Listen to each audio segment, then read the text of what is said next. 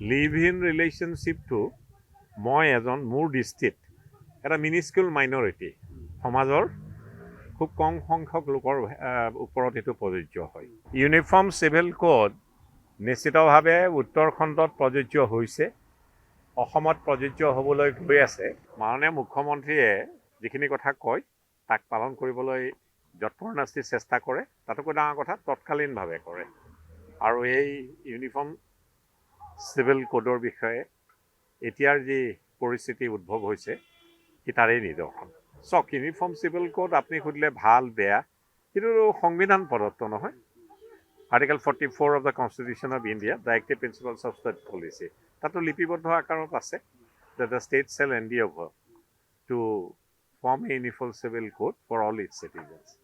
So এইটো সংবিধান প্ৰদত্ত Directive Principles of State Policy আছে Article 44 ইত্যাদি ইত্যাদি। এতিয়া ধৰ্মভিত্তিক বা ফেইথ ভিত্তিক যিবিলাক পাৰ্চনেল লজ আছে তাৰ দ্বাৰা বিভ্ৰান্তিৰ সৃষ্টি নহয় জানো? সেই বিভ্ৰান্তিৰ ওৰ পৰাবলৈ আৰু ধৰ্ম নিৰপেক্ষতাৰ পৰিসৰ বৃদ্ধি কৰিবৰ বাবে, ইকুৱেলিটি অৱ লৰ পৰিসৰ বৃদ্ধি কৰিবৰ বাবে, সেকুলাৰ ধৰ্ম নিৰপেক্ষতা মই ক'লোৱেই, ধৰ্ম নিৰপেক্ষতা পৰিসৰ বৃদ্ধি কৰিব পাৰে, তাৰপিছতে ইকুৱেলিটি অৱ লৰ পৰিসৰ বৃদ্ধি কৰিবৰ বাবে আৰু নেশ্যনেল ইণ্টিগ্ৰেশ্যনৰ যিটো পৰিসৰ তাকো বৃদ্ধি কৰিবৰ বাবে নিশ্চিতভাৱে ইউনিফৰ্ম চিভিল কোড অতি জৰুৰী আৰু তাকে অসমত হ'বলৈ গৈ আছে। ইয়াৰ আগেয়ে এখন ষ্টেটত বাটকটীয়া সম্ভৱতঃ উত্তৰাখণ্ডত ইতিমধ্যেই প্ৰযোজ্য হৈছে আৰু তাৰ সুফল ৰাইজে পাইছে। প্ৰভাৱৰ কথাটো আৰু কনচিকুৱেঞ্চিয়েল এফেক্টটো কি হ'ব সেইটোতো আপোনাৰ সময়ে ক'ব। খালি এটা কথা ঠিক, যেতিয়াই ইউনিফৰ্ম চিভিল কোড আহিব, এই যিটো ফেইথ ভিত্তিক ধৰ্মভিত্তিক ব্যক্তিগত আইনবিলাক regarding marriage, divorce, maintenance, adoption, inheritance ইত্যাদি ইত্যাদি, তাত যদি বাদানুবাদ থাকে ধৰ্মভিত্তিক বিভিন্ন ধৰ্মৰ বাবে বিভিন্ন ফেইথৰ লোকৰ বাবে, তাত যদি বেলেগ বেলেগ আইন থাকে, আদালতবিলাকৰো সময়ৰ অপচয় হয়। যেতিয়া কোনো আপোনাৰ কেছ মামলাৰ সৃষ্টি হয়, সেইকাৰণে আটাইতকৈ ডাঙৰ কথাটো হৈছে ইয়াৰ জৰিয়তে কি হ'ব, ইউনিফৰ্ম চিভিল কোডখন আহিলে আৰু যিটো ধৰ্ম নিৰপেক্ষতাৰ পৰিসৰটো বৃদ্ধি হ'ব, ইকুৱেলিটি অৱ ল পৰিসৰটো বৃদ্ধি হ'ব। কিছুমান কথাটো স্পষ্ট স্বচ্ছ আৰু নিকা, আৰু ই নিশ্চয় কাম্য আৰু ইয়াৰ সময় সমাগত। আৰু উত্তৰাখণ্ড বাটকটীয়া আছিলে, অসম দ্বিতীয়খন ৰাজ্য হ'বলৈ গৈ আছে। নিশ্চিতভাৱে জনসাধাৰণৰ বাবে ই সুফলদায়ক হ'ব।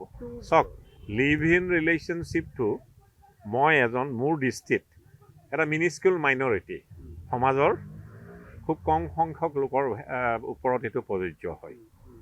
তাত যদি কিবা বাৰণৰ চেষ্টা কৰা হয়, কি ভাল বেয়া সময়ে তাৰ উত্তৰ দিব। অসমত ইয়াৰ প্ৰয়োজনীয়তা এইবাবেই আছে যে ইয়াত বিভিন্ন ধৰ্মাৱলম্বী লোক আছে, আৰু সকলো ধৰ্মাৱলম্বী লোকৰ বাবে যদি এখন আইনেই প্ৰণয়ন হয় আৰু সি যদি ব্যৱহৃত হয়, ৰাইজৰ হিতৰ বাবেহে হ'ব। ইউনিফৰ্ম চিভিল কোড নিশ্চিতভাৱে উত্তৰাখণ্ডত প্ৰযোজ্য হৈছে, অসমত প্ৰযোজ্য হ'বলৈ গৈ আছে। অসম দ্বিতীয়, মই ভুলকৈ কৈছোঁ, তৃতীয় ষ্টেট হ'ব য'ত ইউনিফৰ্ম চিভিল কোড প্ৰযোজ্য হ'বলৈ গৈ আছে। সম্ভৱতঃ মাৰ্চ মাহত 2026 এই চনতেই গুজৰাটতো ইউনিফৰ্ম চিভিল কোড বিধিসন্মতভাৱে আইনসন্মতভাৱে প্ৰযোজ্য হৈছে। অসম নিশ্চিতভাৱে ভাৰতবৰ্ষৰ ৰাজ্যসমূহৰ ভিতৰত তৃতীয়খন ৰাজ্য হ'ব য'ত ইউনিফৰ্ম চিভিল কোড প্ৰযোজ্য হ'বলৈ গৈ আছে, আৰু নিশ্চিতভাৱে তাৰ সুফল অসমৰ ৰাইজে পাব, কাৰণ ইয়াত বিভিন্ন ধৰ্মাৱলম্বী লোক শান্তিৰে বছৰ বছৰ ধৰি বসবাস কৰি আহিছে। আৰু যেতিয়াই ইউনিফৰ্ম চিভিল কোড প্ৰযোজ্য হ'ব, যিবিলাক পৰিস্থিতিত আইন আদালতৰ সহায় ল'বলগীয়া হয়, আইন আদালতৰো সময় যথেষ্ট কম খৰচ হ'ব এই বিবাদবিলাক, এই বিষয়বস্তুৰ ওপৰৰ বিবাদবিলাক নিষ্পত্তি কৰাৰ ক্ষেত্ৰত।